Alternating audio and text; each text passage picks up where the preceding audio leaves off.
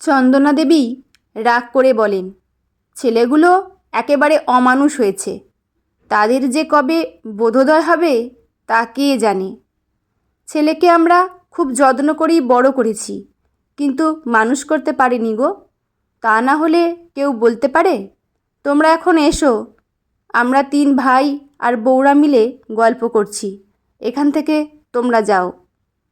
চন্দনা দেবী রাগ করে বলেন, কেন, আমরা থাকলে কি হতো?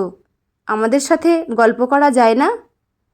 এই কথা বলে 70 বছরের চন্দনা দেবী খুব রেগে গিয়ে নিজের ঘরে গজগজ করতে করতে চলে যান এবং ঘরের দরজা লাগিয়ে ওনার 75 বছরের স্বামীকে বলেন, আজ থেকে 3 ছেলেকে ত্যায্য করলাম। ওদের সাথে কথা তো বলবই না, আর ওদের মুখও দেখব না। কয়েকদিন ধরে দেখছি ওরা আমাদের কেমন হেয় জ্ঞান করছে, কেবল আমাদের এড়িয়ে চলছে। এই বয়সে এসে এমন ব্যবহার সহ্য হয় না। আগে ছেলেরা ভালোই ছিল, ছোট ছেলের বউ আসার পর থেকেই দেখছি ওরা কেমন যেন বদলে গেছে। রথীনবাবু বলেন, আহা গিন্নি, চড়ছ কেন? ওরা এখন বড় হয়েছে, ওদের তো প্রাইভেট টক থাকতেই পারে। সেখানে আমাদের যাওয়া বা নাক গলাবার দরকার কি? আমরা দুটিতে তো বেশ ভালোই আছি। ওরা তো আমাদের ভালোই রেখেছে। তার থেকেও বড় কথা, ওরা তো আমাদের কথার মাঝে এসে কথা বলে না। তুমি রাগ করো না গিন্নি, তুমি এখনও সেই ছেলে মানুষই রয়ে গেলে। চলো আজ বিকেলে পার্কে গিয়ে একটু হাওয়া খেয়ে আসি, দেখবে মনটা ভালো হয়ে গেছে। চন্দনা দেবী কপট রাগ দেখিয়ে বলেন, মরণ, বুড়ো বয়সে ভীমরতি হয়েছে।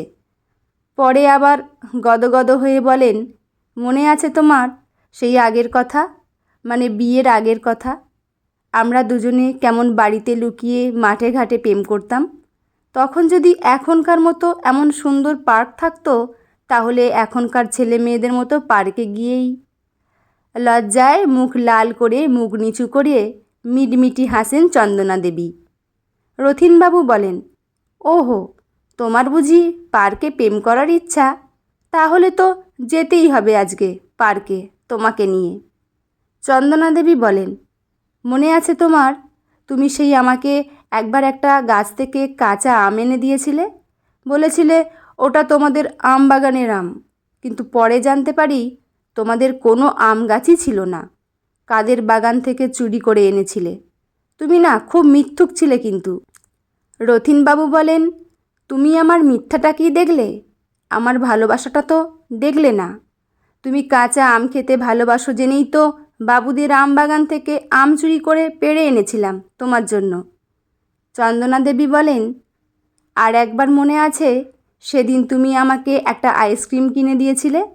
তুমি বলেছিলে ওই পয়সাটা তোমাকে তোমার ঠাকুমা দিয়েছিলেন, কিন্তু যেই দুজনে দুটো আইসক্রিম কিনে মুখে পুরতে গিয়েছি, অমনি তোমার দিদা কোথা থেকে এসে তোমার কান মুলে দিয়ে বলে, আমার পয়সা চুরি করে আইসক্রিম খাওয়া হচ্ছে, দে এক্ষুনি আমার পয়সা ফেরত, তা না হলে বাড়িতে গিয়ে বাবাকে সব বলে দেব। প্রেম করা হচ্ছে না, বাবার মারের চোটে সব প্রেম বেরিয়ে যাবে, তখন বুঝতে পারবি। রথীনবাবু বলেন, সেদিন দিদি আমার পেস্টিজ তোমার সামনে একেবারে পাংচার করে দিয়েছিল।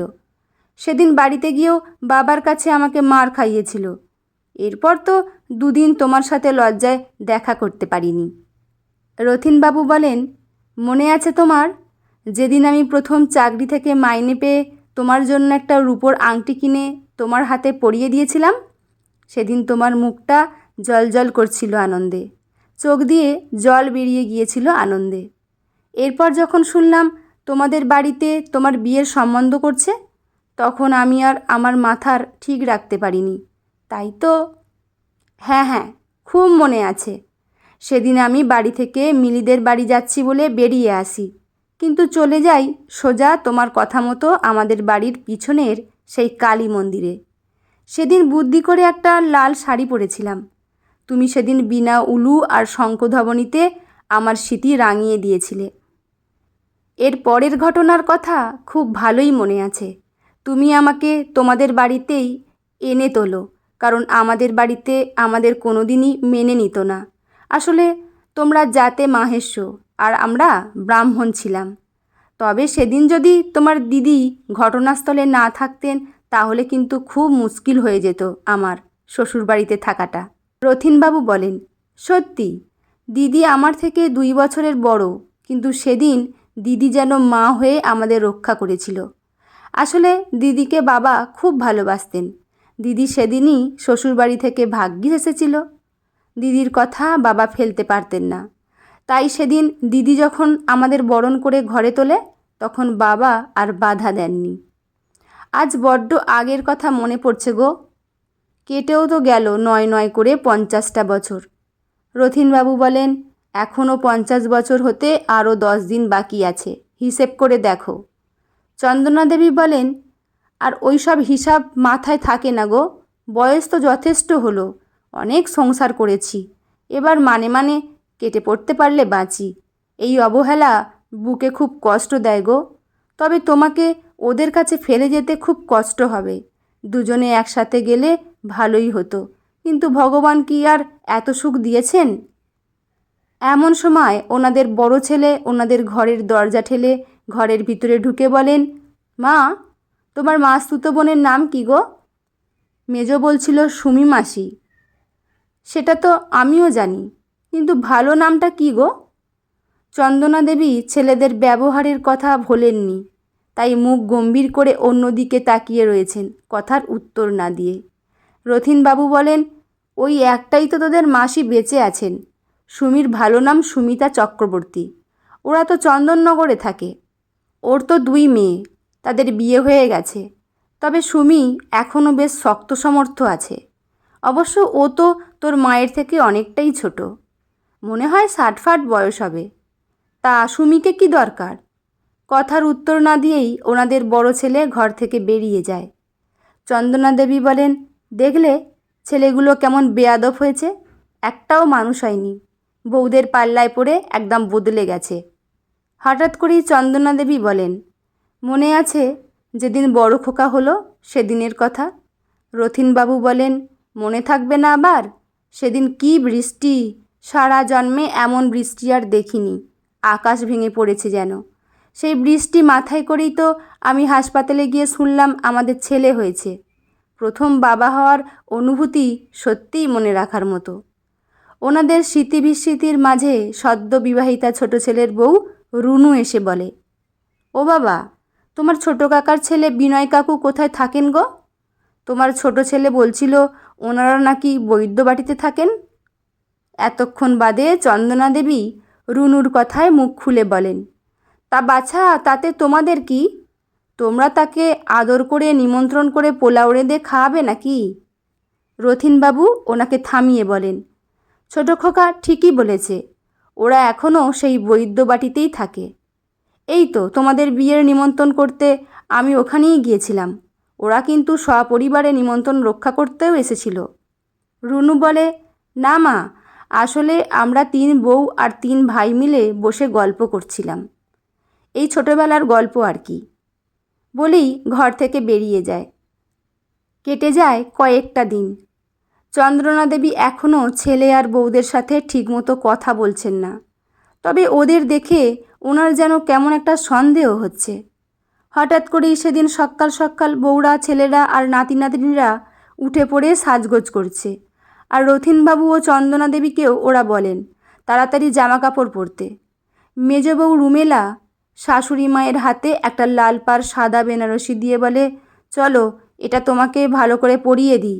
আজ আমরা সকলে মিলে দক্ষিণেশ্বরের মন্দিরে যাব পুজো দিতে। এটা ওই বাড়িতে প্রায়ই হয়, তাই চন্দনা দেবী কোনো বাক্য ব্যয় না করেই সাজগোজ করে নেন। আর মনে মনে ভাবেন, ওনাদের রাগ ভাঙাতেই বুঝি এই ব্যবস্থা করেছে এই অপদার্থের দল। রথিনবাবুকেও একটা নতুন ধুতি আর বেশ সুন্দর একটা পাঞ্জাবি দিয়ে বড় বউ রুমা বলেন, তাড়াতাড়ি রেডি হয়ে নিন বাবা, আজ আমরা দক্ষিণেশ্বরের মন্দিরে যাব। সবাই রেডি হয়ে বাড়িতে ভালো করে তালা লাগিয়ে বেরিয়ে পড়ে মন্দিরে যাবে বলে। সবাই মন্দিরে গেলেও ওনাদের ছোট ছেলে আর ছোট বউ কিন্তু ওনাদের সাথে যায়নি, ওরা অন্য কোথাও চলে যায়। তাতে চন্দনা দেবীর খুব রাগ হয়, তবু মুখে কিছু না বলে অন্যদের সাথে মন্দিরে গিয়ে পুজো দেন। এবার সবাই ওখান থেকে এসে পৌঁছায় এক বিশাল বাড়িতে। বাড়িটা খুব সুন্দর করে সাজানো ফুল দিয়ে।